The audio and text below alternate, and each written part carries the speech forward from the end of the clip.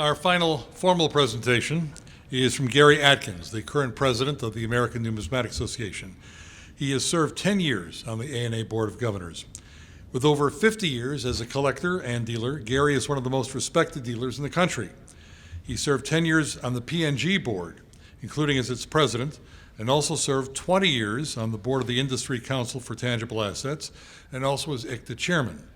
He is an enthusiastic supporter for the future of the hobby and the industry and profession. Gary? Thank you, Don, and I'd like to say a special thank you to all of our distinguished guests who came here tonight to devoted their time to speak to us about the future of the hobby. We really appreciate them taking time out of their busy schedules to do so. It's our hope that bringing leaders such as these together with our strategic partners, we can learn a lot from their expertise and lifelong experiences. As we look to the future, there are a lot of issues that affect all of us. Our panel members have touched on several. There are certainly internal issues, those that we're likely aware of, and there's also those external issues which we really have not much control over. And there's always issues that are popping up that we have no idea what those issues are right at this moment. As we know, the end of coinage and currency as we know it is coming to an end. We're seeing that all the time. If you look at Sweden, for example, is already a cashless society, and I think we're headed that way in this country as well. So what does that mean for the future of money as we know it? Bitcoin has grown to a $40 billion phenomenon. And you wonder why it's grown so fast. It's because Bitcoin offers an opportunity for the poorest of countries. They have a medium of exchange because if you think about it, there are no banks in these poor countries that they can, and they have no money. So the only way they can do it is through a form of barter, which is what Bitcoin offers. And technology is moving at a rapid pace. 90% of the world's known data has been collected in just the past 10 years. That's a pretty astonishing fact. 90% of the world's data.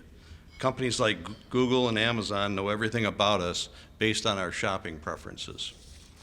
So what can we do as a hobby and as industry to stay relevant?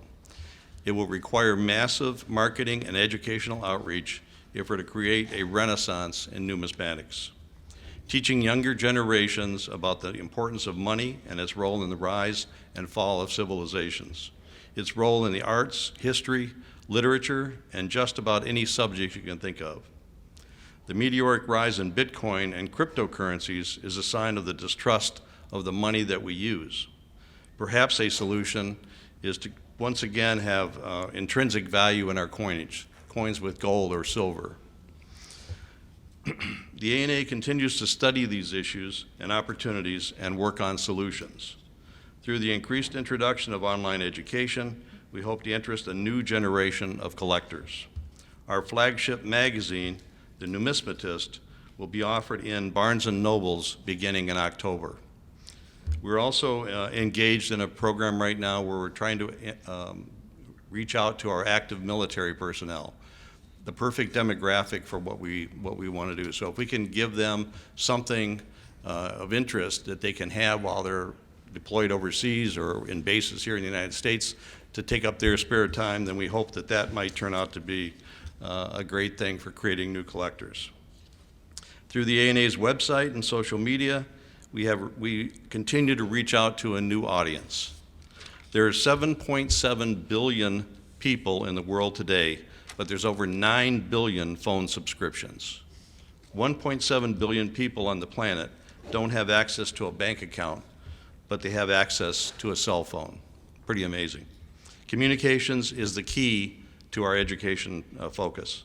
For 128 years, the American Numismatic Association has educated in the study of money and its origins, relevance, and preservation. Our mission is education. We're currently in exploratory talks with the Museum of American Finance in New York City to bring the two organizations together for a satellite museum and educational facility here in Chicago. The ANA will continue to explore great opportunities with our strategic partners, such as the one that Mark Salzberg mentioned here tonight with our collaboration on the sets. We're excited about the prospects of the future of numismatics, despite the challenges that we face. The ANA will continue to offer forums such as this where honest discussion, innovative idea sharing, and collaboration can shape and preserve the future of our industry, our hobby, and the future of money. A key focus today is the problem of counterfeits. The ANA has donated $50,000 last year to the Anti-Counterfeiting Task Force, and I expect our board to approve this week an additional $10,000 for that. And I would challenge the grading services to also step up their game too and contribute to this important outreach. It's a great effort, and I think it really deserves our utmost attention.